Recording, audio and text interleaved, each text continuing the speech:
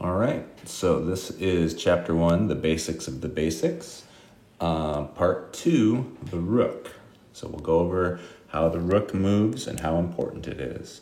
So the rook, you start with 2 rooks. For white, it starts on A1 and H1. This piece and this peak. And black also gets 2 rooks. A8, H8. So they start in the corners. You get 2 rooks. You start with 2 rooks. There's a way to get more. Now the rook can move up and down and side to side. So if you want to test yourself from the last lesson, you can ask, what square is this rook, the white rook, on? Oops, just made it a black rook. If we, this white rook, what square is this on? So the way you figure it out is you go down, find the letter E4. The rook is on E4. The black rook, C7. The black rook is on C7. So the rook moves up and down and side to side. It can go as far as it wants, but it can't jump over other pieces.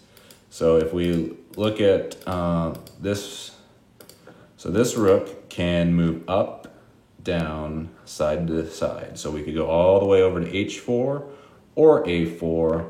We could go down to E1 or up to E8 or any square in between. So let's move to E7. Now if it's black's move, black could take us. Now let's change it to black to move. Black could take the rook. Now notice it can't go to F7, G7, and H7 because the white rook is in the way. But if it was black's move, black could take. Now rooks are worth about 5 points. And the points system will make more sense as we move along. But 5 points is a lot in chess.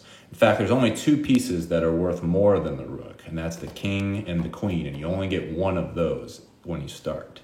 You can only have 1 king ever, and you start with only 1 queen.